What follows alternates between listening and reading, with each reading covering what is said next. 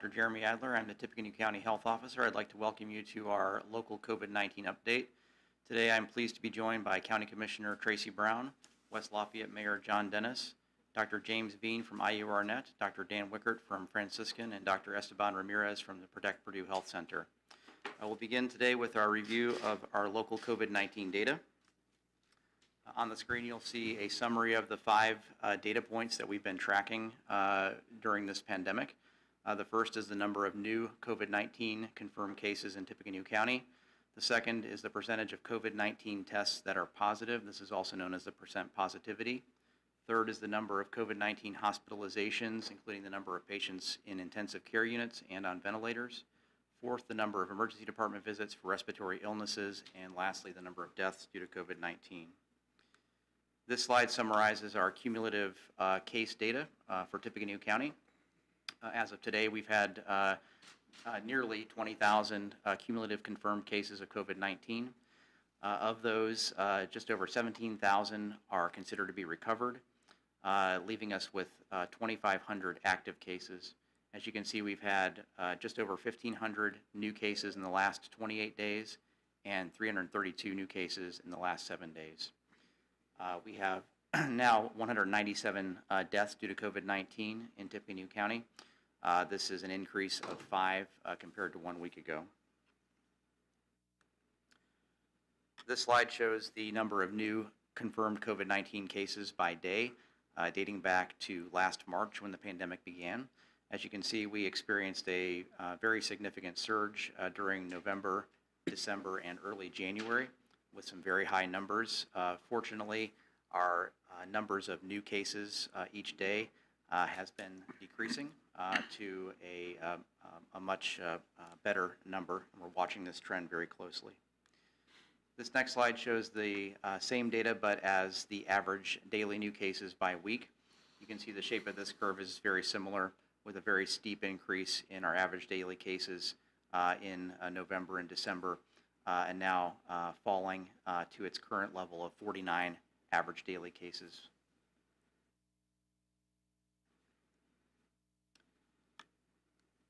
Here in our county, we've tested over 106,000 individuals for COVID-19, nearly 1,000 of those in the last 7 days. Our current percent positivity is 4.1%. This matches the state of Indiana and is slightly lower than the country as a whole at 5.9%. This slide shows our trends in percent positivity. And as you can see, our percent positivity was very high during November, December, and early January. And has luckily decreased significantly, and we've been holding steady just below 5%. We're currently at 4.1%. The World Health Organization's goal for percent positivity is to be 5% or lower, so we're pleased to see this number where it's at, and we'll be watching this number very closely, of course. This next slide shows our local COVID-19 hospitalization data. This is combined data for both of our local hospitals. And as you can see, of course, during the surge of November and December, we had very high numbers of individuals hospitalized for COVID-19. Luckily, this number has decreased significantly. Currently, 24 COVID-positive patients in our local hospitals with 6 on in the intensive care units, and fortunately, none on ventilators today. So a very positive trend in hospitalizations.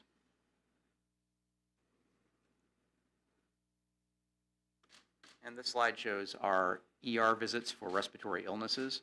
And this is another measure of disease activity in our county. As you can see, this number has also dropped from where it was in November and December. We're at 116 ER visits last week for respiratory illnesses. Also combined data for both of our hospitals' emergency departments. This slide shows the deaths due to COVID-19 here in Tippecanoe County, and you can see how the number of deaths climbed significantly during December and early January. Coinciding with the surge in cases that we saw. We are still seeing, of course, a additional deaths due to COVID-19, but the rate of occurrence is slowing and the curve is starting to flatten. So we'll be watching this, of course, very closely also.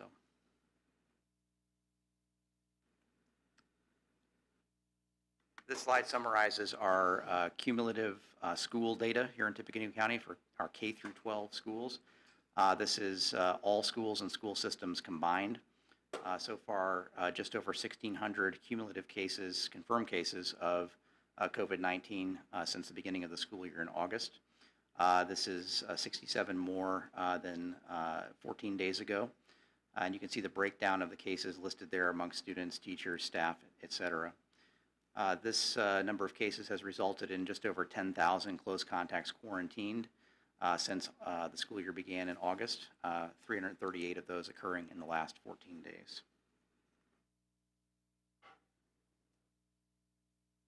Our last few slides are about our COVID-19 vaccine.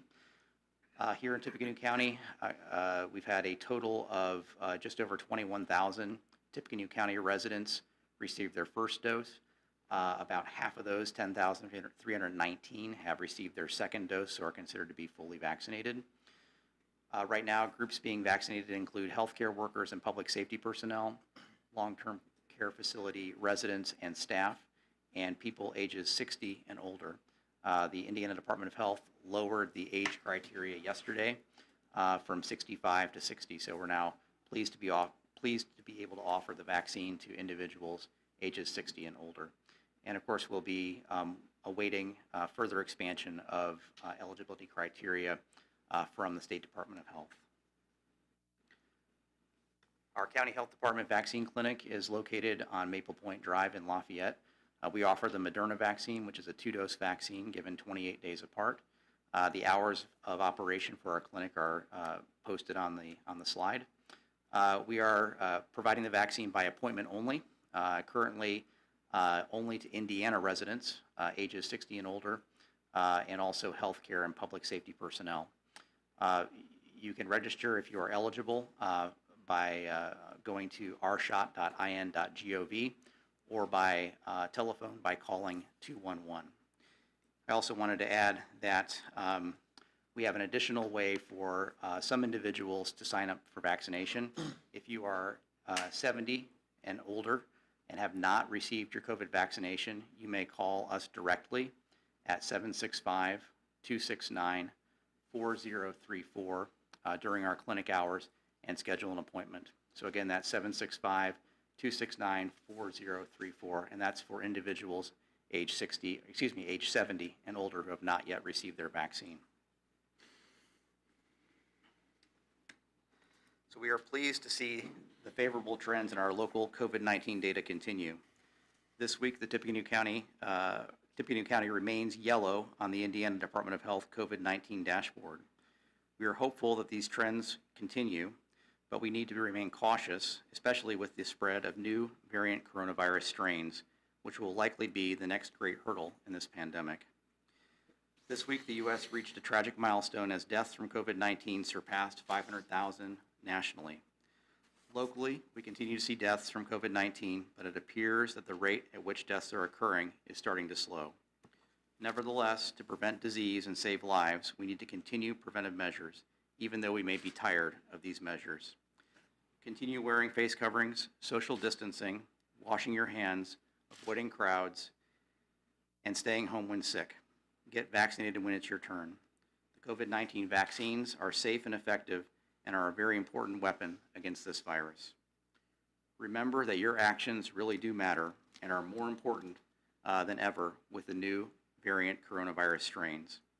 Let's keep our community moving in the right direction. Everyone is doing a good job, and we've come a long way. We do not want to move backwards. Thank you again for your strength, patience, and perseverance in doing your part to fight this pandemic. That concludes all of my remarks. I'd be happy to take any questions from the media or from our Facebook Live audience. Thank you. Obviously, we saw the NCAA is going to allow 25% capacity at its championship games. And Dr. Adler, I'm wondering if you can kind of talk about your thoughts on this and whether there's any concern that this could lead to additional spread of the virus.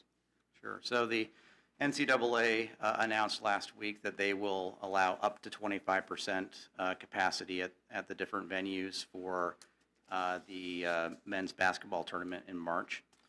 So each venue will be determining what their capacity will be based on social distancing and the specifics of the venue. Here in West Lafayette at Mackey Arena, the Purdue Athletic Department has announced that their capacity will be between 12 and 13%, and this is a capacity level that allows for adequate social distancing within the arena, within the venue. In addition, the fans will be required to wear face coverings. So I think at that capacity level, with appropriate social distancing and face coverings, I think the games themselves, the events themselves will be able to be carried out safely. Yeah. And philosophically, the same thing plays out for the city. Obviously, the crowd's going to be somewhat diminished because of the restrictions on attendance capacity for the arena. And then the second thing is that obviously a lot of our businesses, our bars, restaurants, they're acutely aware of the requirements and obviously going to encourage compliance. We saw yesterday Purdue announced, and it confirmed 4 cases of the UK variant among international students during pre-arrival in the spring semester sometime in December or January. A 5th unrelated case was found in a healthcare worker. Can you talk about when that 5th case was confirmed and what it means for the presence of the UK variant here in the community? Esteban? Sure. I want to clarify, it's international travelers. It wasn't necessarily international students. Oh, okay. So the first 4 were identified. As you know, there's a quarantine period that is required by CDC guidance. And so those 4 initially that's how we determined. We tested them and we found that, yes, they had a particular S dropout pattern that is in the literature right now. And that's how we knew, let's keep looking further. Our lab, Dr. Wilkes, has been excellent at really helping us to identify those samples that are higher risk and send them off for sequencing. And so we were able to get that confirmed. That 5th case was just recently confirmed, I want to say about a week and a half ago. That individual is, as you mentioned, a healthcare worker and works in a place where there's a higher propensity for that strain than here locally. So it just, I think that's the higher risk environment that she was in. And Dr. Adler, I know you've said in the past that kind of we should just assume that it's already here in the community, but does this change in terms of protocols or advice for people on kind of how to protect themselves? Sure. Yeah, I think the fact that we have confirmed cases of the variant here in our community does certainly suggest that it's here and it's probably here in greater numbers. And in terms of what we all need to do to protect ourselves from this variant, really it's the same protective measures that we've been talking about for many months now. Face covering, social distancing, washing hands, avoiding crowds, staying home when you're sick. These are all of the measures that are going to help reduce the transmission of the coronavirus and the variant strains. And maybe lastly, I know I've asked a couple of you this question before, but obviously Indiana has this rule about not releasing information about communicable diseases until it hits 5 in a county.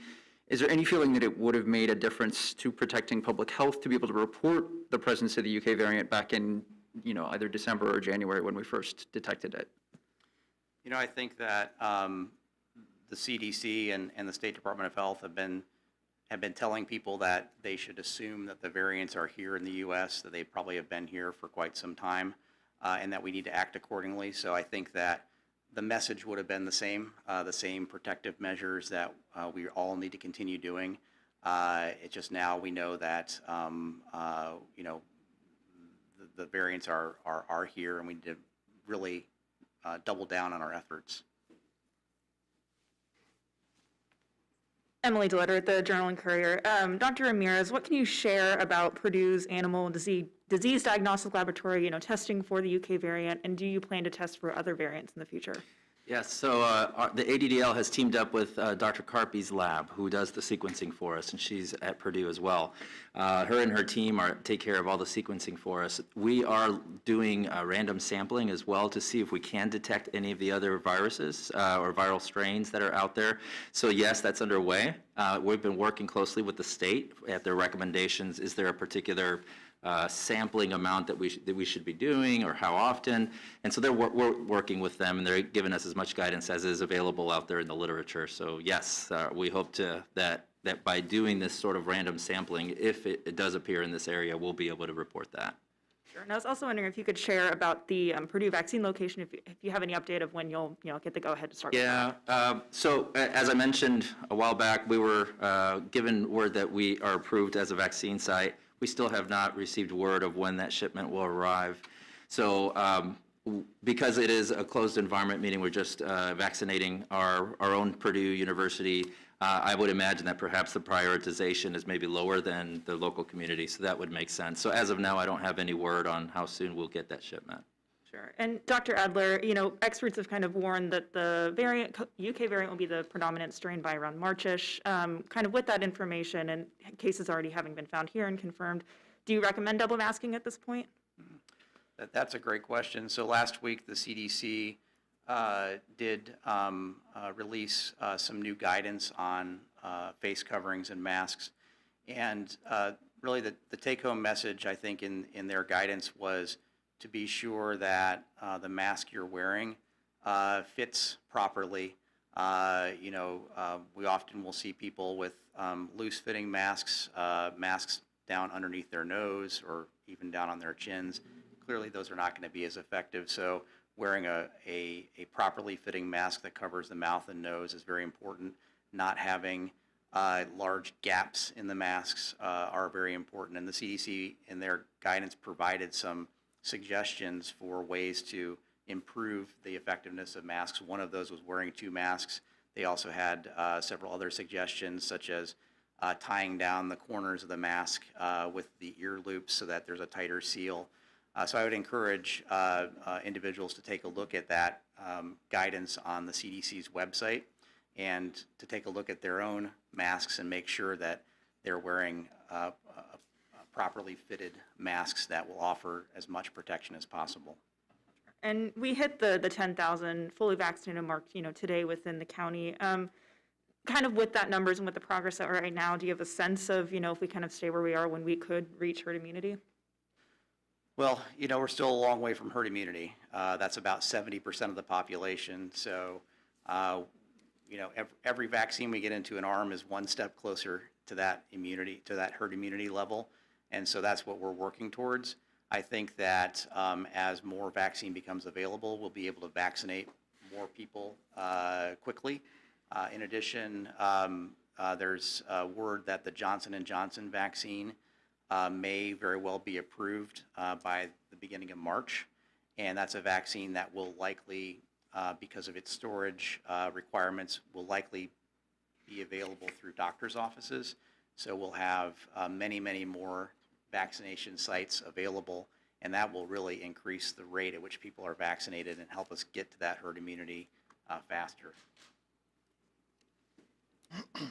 Samantha Tiki, WLFI. My first question is the Tippecanoe County Health Department going to be helping with athlete testing during the NCAA tournament here? So the athlete testing is all being done through the IU Health Hospital in Indianapolis.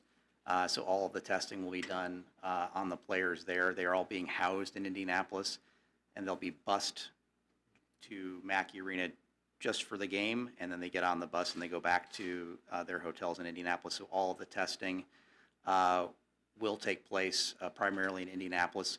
There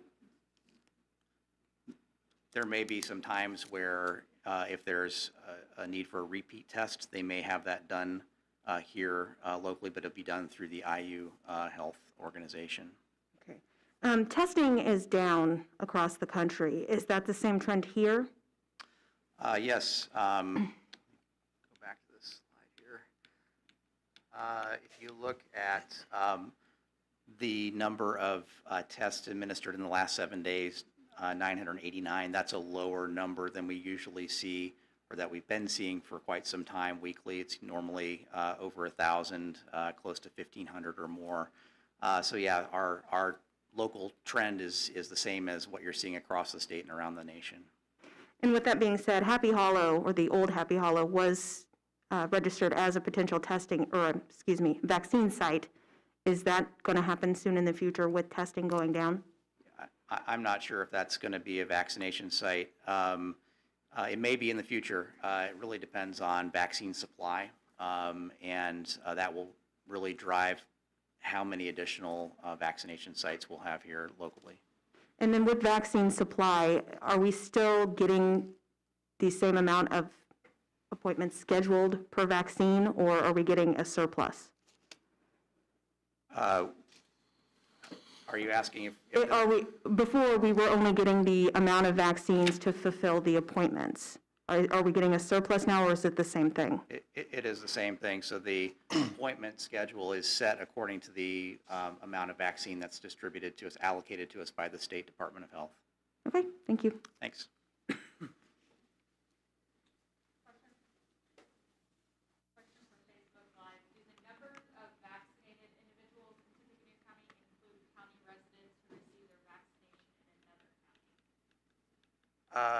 Yes, the number that I show here on the slide, these are Tippecanoe County residents who've been vaccinated to date, regardless of where they've been vaccinated.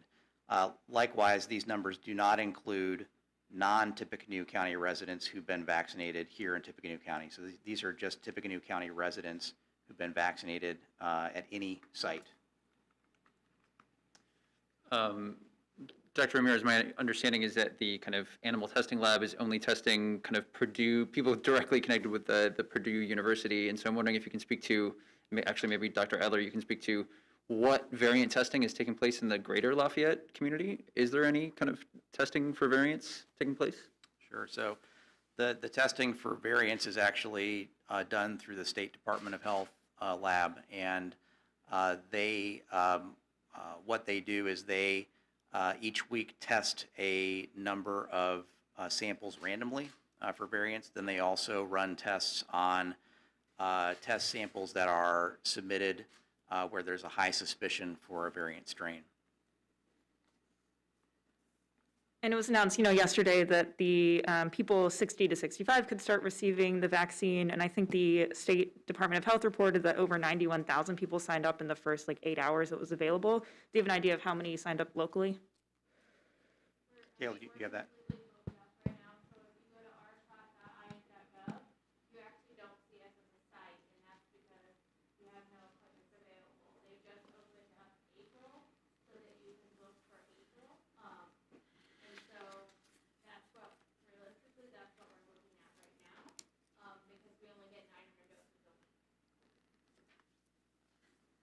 And maybe as a follow-up to that, we've talked before about the speed that we're moving through these groups and whether or not it's opening up maybe too quickly. And I'm just wondering kind of where you stand right now in terms of, how sure are we that we've made it through the groups that the state has already allowed kind of to open up? Yeah. With the high demand for the vaccine and the limited supply, of course, that's a concern for us. And that's why we've included today this additional telephone number for individuals who are 70 and older who, for whatever reason, have not been able to be vaccinated yet. They can call us directly, and we'll work to get them vaccinated so that they aren't left behind, so to speak, as the expansion of the eligibility criteria increases.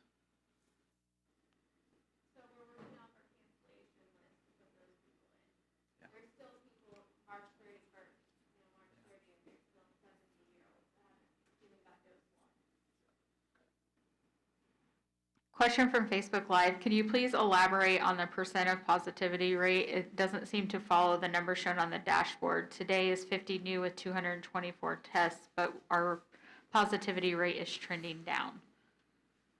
So on the state's dashboard, they list 4 different percent positivities. And the one that we follow is the all test 7-day percent positivity. And we follow that one because that's the same percent positivity that the state uses in its determination of our color status, whether we're blue, yellow, orange, or red. And so you'll see a difference in those numbers because they are taking into consideration a different number of individuals tested, positive tests, so on and so forth. I may have missed the second part of the question. That was it, okay. Hi, Natalie Fedor with the Purdue Exponent. I guess my question is kind of more for Dr. Ramirez, but I was wondering if there are going to be any different like quarantine procedures for those exposed or found to be exposed to the new variant at Purdue? If so, like what would those be, and are there different testing procedures for those who might be exposed to the new variant? Yeah, that's a great question. So a couple things are different when you have someone who's had either exposure or is positive for that variant. So those who have been exposed, you will contact trace back to 2 weeks because we want to make sure we capture as many individuals as that might have touched that individual or been around that individual. Also, we do an expanded form for the state. There's a B117 form that we're using that asks even more questions, in particular about travel, because that seems to be a high yield question, is how much traveling did you do? So we do use that as well. The recommendation from the state epidemiology team when we spoke to them said really the 10-day isolation remains the same. You don't need to separate them from the wild type individuals who have had that infection. Except for those who were exposed to those individuals, so they don't have infection yet, but they were, let's say they had lunch with them. Those individuals should quarantine for 14 days. Okay. So as you might recall, we are using a 10-day quarantine, which is the CDC updated guidance, but they recommended use the 14 just to be extra safe. And so we continue to do that at this time. So yes, we as soon as we identify that we had one positive individual, everyone that's associated with that case, we earmark and we make sure we tell the clinical case managers that needs to be extended to the 14-day.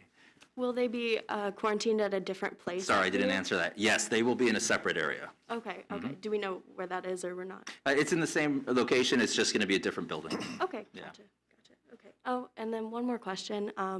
For the vaccine distribution site that might be coming to Purdue soon, how have the cities decided how much to allocate to Purdue specifically?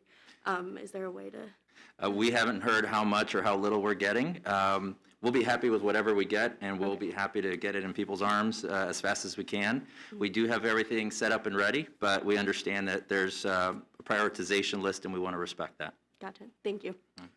Going back to the last question that was asked about percent positivity, I did want to add that on the state's dashboard, there is a heading or an icon that you can click on that explains their methodology and how they calculate the different percent positivity. So that may be useful to that individual who asked that question.